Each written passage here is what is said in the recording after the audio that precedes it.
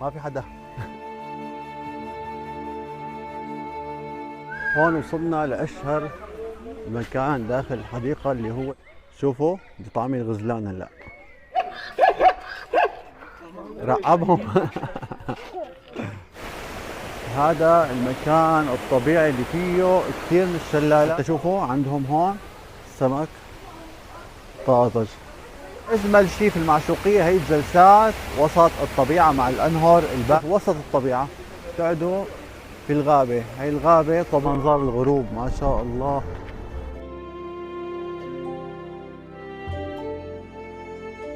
السلام عليكم اخواني واهلا وسهلا فيكم بحلقه جديده واجواء جديده ويوم جديد. اليوم زيارتنا لوحده من اجمل الولايات الطبيعيه الموجوده او القريبه من اسطنبول، واللي هي ولايه كوجالي.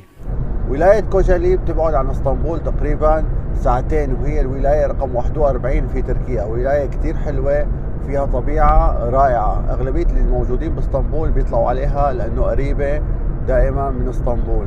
هلا اول شيء حنروح على الاورمانيا، على مدينه او على غابه الاقزام ان شاء الله. هلا وقفنا في احد المحطات لنشتري القهوه وبدنا ناكل شيء على السريع. اجمل شيء بهدول المحطات انه ممكن تلاقوا فيهم كل شيء، في سوبر ماركت كبيره، في حمامات، في مغسل، في مويه للسياره، في حتى كافيات ومطاعم بتلاقوا. وممكن تلاقوا مثل هاي المحطه على طول طريق السفر في تركيا. شوفوا المحطه كيف بتكون نظيفه، النظافه كثير بيعتنوا فيها في محطات الوقود في تركيا بشكل عام. قلنا لسه ما شربنا القهوه، اخذنا القهوه البارده من هون من قلب الماركت داخل المحطة، وهلا حنكفي ان شاء الله.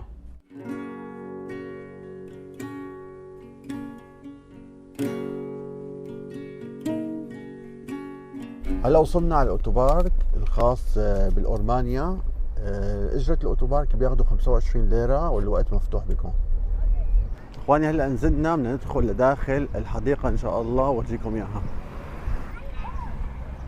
هاي البوالين للاطفال. هلا هون المدخل، ندخل من هون. الدخول طبعا مجاني، انه هي الحديقة الدولة مشرفة عليها وهي اللي منظمتها. شوفوا هي المداخل هون مجانا تدخلوا بدون اي مشكلة. شوفوا هي الاشارات الدلالة داخل الحديقة بتدلكم على اي مكان بدكم تروحوا له، لانه مساحة هي الغابة او الحديقة كتير كبير، عشان ما تضيعوه. وين ما مشيتوا في اشارات دلالة. اسمعوا صوت الطيور والعصافير داخل الحديقة ما شاء الله كتير رائع. على فكرة بتختلف درجة الحرارة بين داخل الحديقة وخارج الحديقة من 7 إلى 10 درجات. يعني بتحسوا خاصة بالنهار الأجواء الحلوة لما تدخلوا إلها. طبعا في أكشاك كتيرة ممكن تشتروا منها داخل الحديقة هون. شوفوا هدول الجلسات كمان كلهم مجانية، إذا جايبين فطور معكم أو غدا، شايفين أي مكان ممكن تجلسوا فيه في هي الطبيعة الحلوة. حتى إخواني في كتير ألعاب للأطفال مخصصة للأطفال، كمان ألعاب مجانية بالداخل. وشوفوا هون عاملين بيوت للطيور على الأشجار كتير حلوين. هون وصلنا لأشهر مكان داخل الحديقة اللي هو بيوت الأقزام. هدول البيوت الصغيرة، مين بيتذكر مسلسل فلة والأقزام السبعة؟ هدول كأنه بيوتهم موجودين داخل الحديقة. كثير من الناس تجي لهذا المكان حتى تتصور وتاخذ صور كثير حلوة. شوفوا كمان هي أحد البيوت الصغيرة. على فكرة البيوت كثير حلوة، شهي الواحد يعيش فيها. حسوا هذا المكان بدون هذا الفطر الأحمر ما له أي قيمة. هذا الفطر الأحمر بيعطيه الديكور الحلو الخاص فيه. شوفوا هي هون البحرة الصغيرة، شلون كمان أحد البيوت الصغيرة فوق بينزل منه المياه على غصن الأشجار وبعدين لتحت. شوفوا كمان في كمان هون مجموعة من البيوت الصغيرة والجميلة. ليكوا البيوت هون كثير حلوين، لو فاتحينهم مخلين الناس تفوت لجوا كان أحلى. لسه ما في حدا. ليكوا هذا الشباك شباك من احد البيوت طالع من الارض. يا الله لو هيك حقيقة انه يعيش واحد بهيك مكان. تعالوا اعطيكم فكرة عن هي الحديقة. هي الحديقة تم افتتاحها في عام 2014 على مساحة 4000 فدان، أكبر محمية طبيعية برية في تركيا. الممرات داخل الحديقة كتير مرتبة ومريحة على فكرة، فلذلك هي مناسبة كتير للعائلات وللأطفال. كتير حيغيروا جو يستمتعوا بالأجواء هون. شوفوا هون حتى داخل المحمية على الشجرة بيحطوا الأكل الخاص بالسناجب، لأنه داخل المحمية هون في كتير سناجب ممكن تشوفون على الأشجار، فبيوفروا حتى الطعام للحيوانات الموجودة هون. حتى شوفوا داخل الحديقة موفرين مياه للشرب، شايفين؟ كتير حلو. هاي المسجد داخل الحديقة هون، حتى في قواعد لدخول المسجد. شوفوا اخواني، دائما بتكون موجودة بمساجد تركيا. شوفوا اخواني هنيك كمان في مطعم ومقهى، يعني وين ما مشيتوا بتلاقوا مطاعم موجودة هون. شوفوا كمان هون مدخل حديقة الحيوان خاصة بالأطفال. أول ما تدخلوا هون ليكوا في لوحة تعريفية عن الحيوانات الموجودة، عاملينها بطريقة حلوة مشان الأطفال، ومرقمين كل مكان وكل حيوان موجود هون. شوفوا هي هون القرود موجودة، أحد أنواع القرود. هون تقريبا في الحيوانات الأليفة وبعض الطيور موجودة بشكل كتير حلو ومرتب. وأجمل شيء إنه المكان هون مكشوف، يعني عاملين الطبيعة الخاصة كمان بكل حيوان. في هون بالداخل كمان بعض القرود موجودين. شوفوا هون كمان موجود الطاووس الملون والطاووس الأبيض تحت، شايفين؟ شوفوا هاي الأرانب كمان عاملين هذا المكان. حتى شوفوا في حيوانات بتمشي بين الناس موجودة بشكل كبير داخل الحديقة هون. حمار الوحشي، شوفوا رقبهم. هذا حيوان اللاما. ان شاء الله انا اول مرة بشوف حيوان اللاما بهذا الحجم. هذا اللي هون، كل هدول حجمهم طبيعي. وهي هون الحيوان النعام او طائر النعام موجود هون.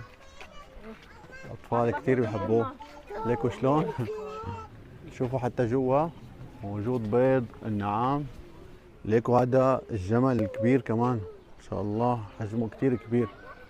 حتى هونيك في ابن الجمل. ابن الجمل على ما اعتقد اسمه قاعود. اكتبوا لي اخواني صح ولا لا بالتعليقات تحت. هذا الجمل. الاجواء داخل الحديقه هون لسه اجمل من حديقه الحيوان الموجوده في نهايه القسم الاسيوي من اسطنبول.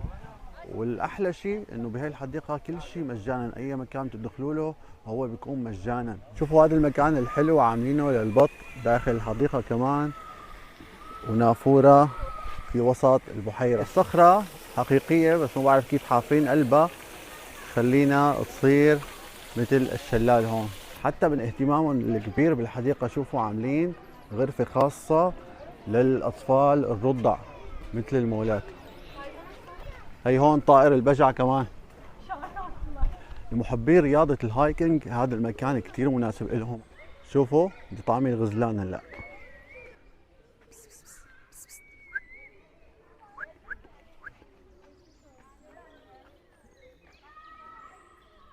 وين ما مشيتوا في سلة مهملات، حتى في مكان للي بدخنوا طفوا السيجارة هون بهذا المكان مشان ما يسببوا حريق او اي مشاكل داخل الغابة. هذا التمثال اللي عاملينه عامل بايده لوحة مكتوب عليها داخل الغابة لا يوجد انترنت، لكن جوا الغابة ممكن تلاقوا مساعدة او تلاقوا الطريق. وينك يا رياض؟ حاطين هدول مكبرات الصوت على اساس هن مثل الغابة اللي بوقت روبن هود شلون بينادوا كانوا بالبواق. شوفوا عاملين كتير شغلات حلوة. ليكوا الصوت هون بتحكوا بيروح لهنيك، شوفوا لوين بينزل تحت الارض بيروح لهون. كان عندي اتصال ضروري لبرا. هذا عاملين مكبر الصوت الخاص بالزرافة. شوفوا والله يا اخواني من اكثر الغابات المهتمين فيها واللي عاملين فعاليات فيها مجانية للاطفال وللكبار حتى. فجوا وين ما مشيتوا حتلاقوا اجواء حلوة، حتلاقوا نشاطات حلوة كلها مثل ما خبرتكم مجانا. شوفوا هدول مكبرات الصوت. طبعا جوا في مجموعة تحذيرات كنتوا تنتبهوا منها عشان ما تأذوا حالكم او شيء. مكان اخواني بتعرفوا شو هذا مكان خاص بطعام الطيور. شايفين بيعبوه يمكن كل اسبوع وبيتم موجود الطعام حتى المياه بهذا المكان للطيور. لو سمحتوا اخواني اللي مو متابعني يعمل لي متابعة ويعمل لي لايك على الفيديو ويشارك الفيديو مع اصدقائه. واللي مو متابعني على الانستغرام اخواني فوت على الرابط الموجود تحت في صندوق الوصف يتابعني على الانستغرام. شوفوا هذا المقهى الجميل اللي جنب الحديقة بيقدم القهوة الطازجة. شوفوا ما شاء الله الديكور حلو كمان. ليكوا اخواني اخذنا البوظة من هذا المكان، سعر الواحد 30 ليرة، بياخذوا على سعر كل طابة 15 ليرة، يعني الاسعار جيدة. اخواني هي الطرق وهي المناطق هون الجميلة مقسومة بين ولاية كوجلي وولاية سكاريا. هلا هون بمقابلنا على اليسار شايفين هذا الجبل الجميل، هذا الكارتبة. هون بالاعلى بيكون في فعاليات تزلج وثلج وهيك. هلا خلال هذا الشهر القادم ما تبقى اصلا، لكن هون هي المنطقة كثير رائعة كأنكم عايشين وسط الطبيعة. شوفوا هذا المكان اللي اجينا عليه هلا بيطل على بحيرة صبنجة، مكان كثير حلو في جبل الكارتبة. شوفوا لي هذا المكان هلا اخواني كأنكم في احد مناطق الصين، مو فيهم هيك شيء؟ ورجيكم هلا هون هي الايد شايفينها؟ واو شوفوا الاطلالة ما شاء الله. شوفوا هنيك عم نصور بدرون. اطلالة رائعة كتير ما شاء الله. شايفين هاي الغيوم بتبلش تنزل هلا لتحت، بتعتب الدنيا بكير هون. يعني هلا احنا الساعة 4 عصرا. شوفوا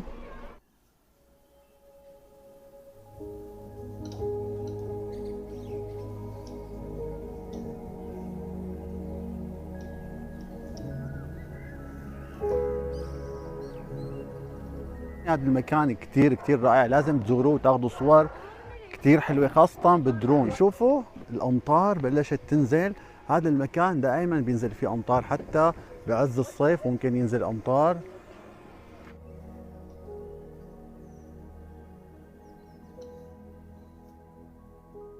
أجرة التصوير هون إخواني 50 ليرة بياخذوا على الشخص الواحد.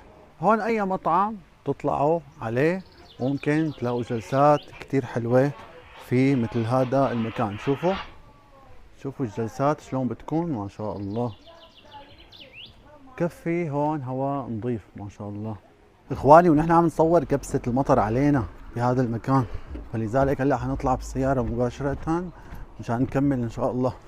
شوفوا اخواني هذا المكان الرائع اللي كمان اطلالته، شوفوا اطلالته على بحيرة صبنجة كثير رائع. هلا بحيرة صبنجة قسم منها تابع لسكاريا وقسم تابع لكوجلي. شوفوا حتى في ممرات للهايكينج بالغابات هون كثير رائعة.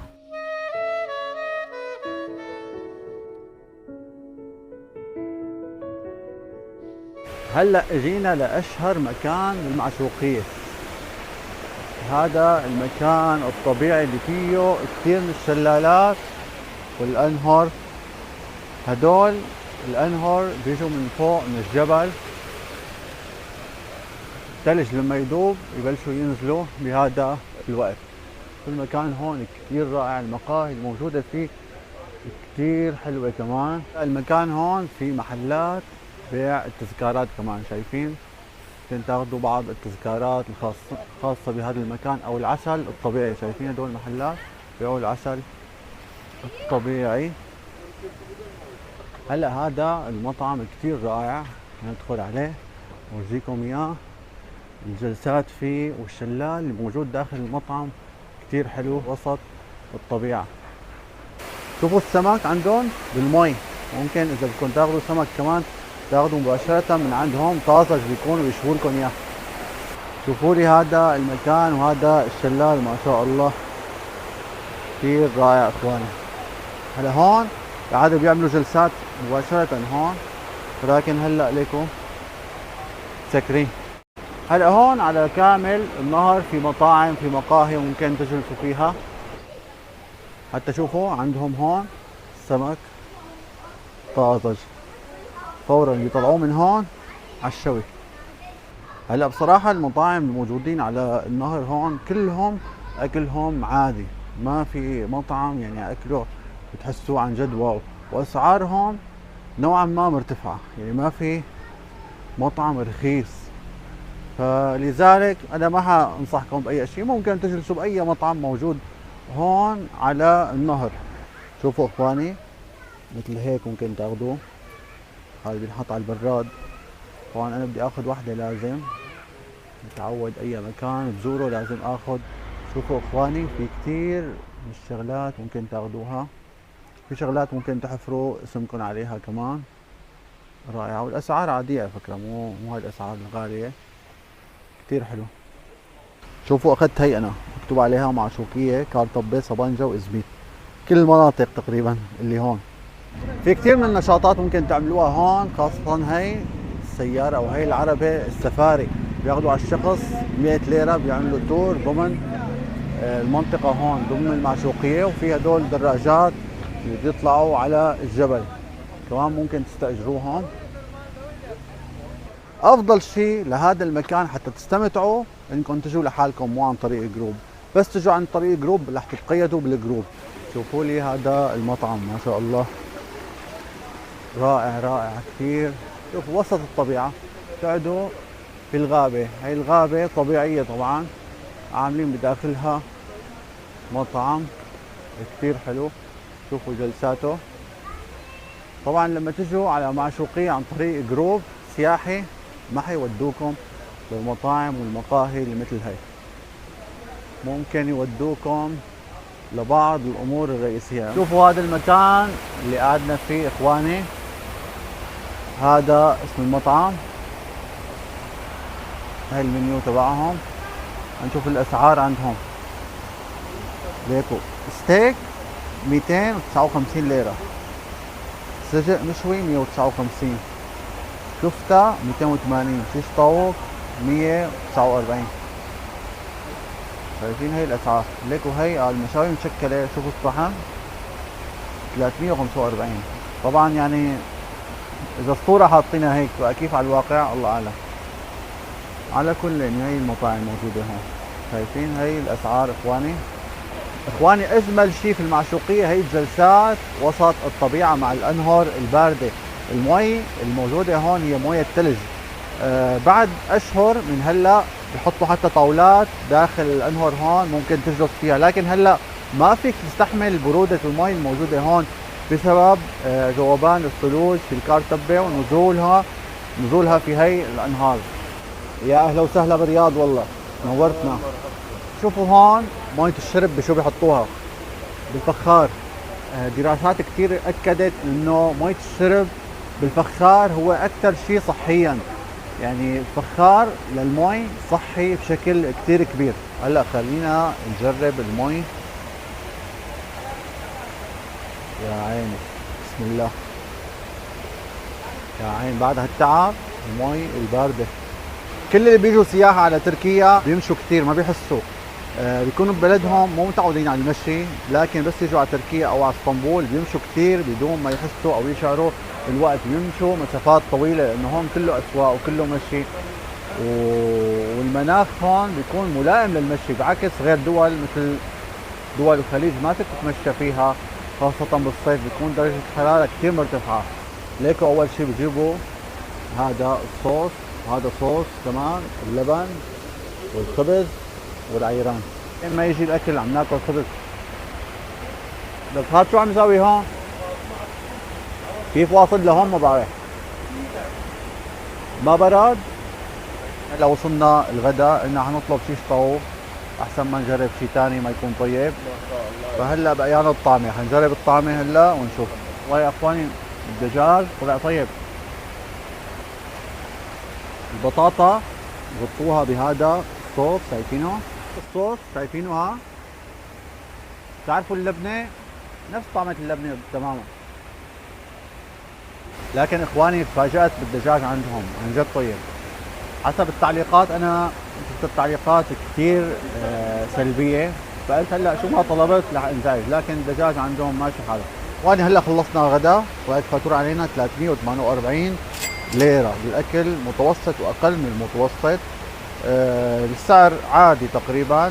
الجميل بهذا المكان هو الجلسات مثل ما خبرتكم فقط. شوفوا هذا المكان للجلسات الشتويه، في الشتاء بيكون هون احيانا مغطى بالثلوج، لهيك بيكون في جلسات بكل المطاعم شتويه بالداخل.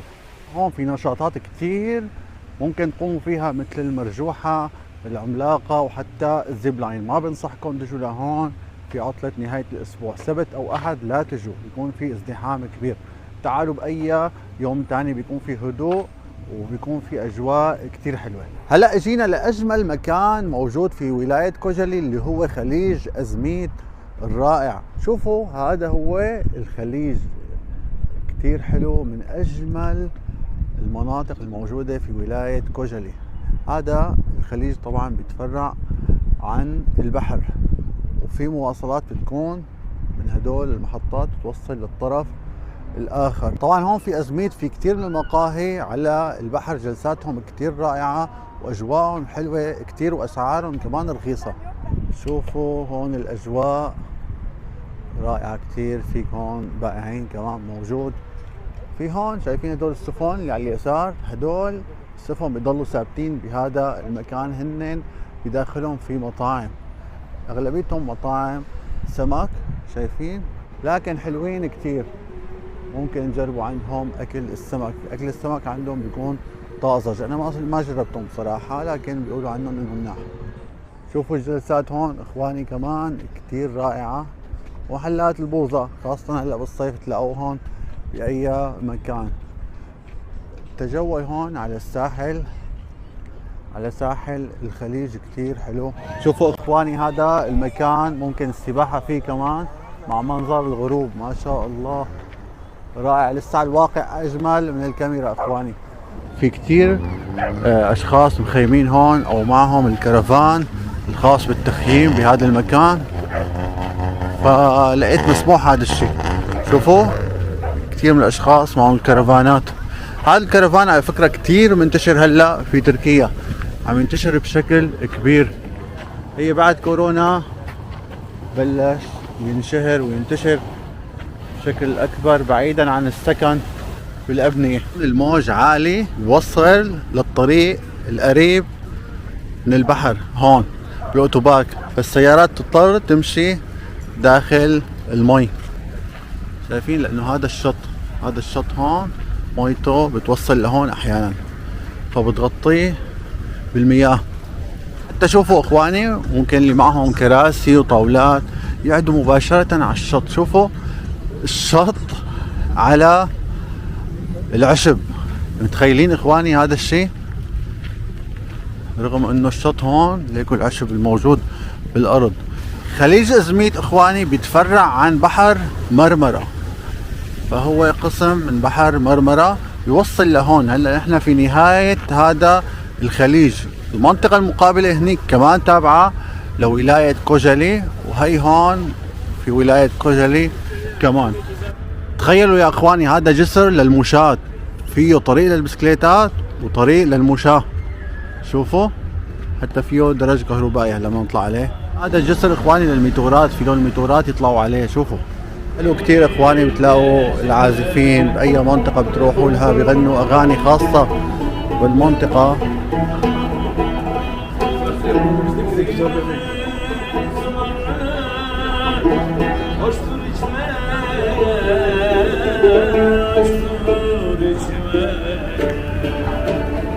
هذا جسر المشاة اخواني هلا طالعين عليه حتى اورجيكم اياه. حتى فوق جسر المشاة اخواني يوجد مطعم. شوفوا اخواني، هداك مطعم بيطل كمان على خليج ازميت على جسر المشاة مباشرة، وهذا جسر المشاة باسطنبول ما عندنا هيك جسر والله. بقى شوفوا قديش عم يكون في تطور، محافظات تانية بعيدة عن الازدحام. الجسر رائع رائع كتير ما شاء الله اخواني. وهي هون محطة القطارات، القطار اللي بيروح لاسكي شهر بمر من هون وبكمل.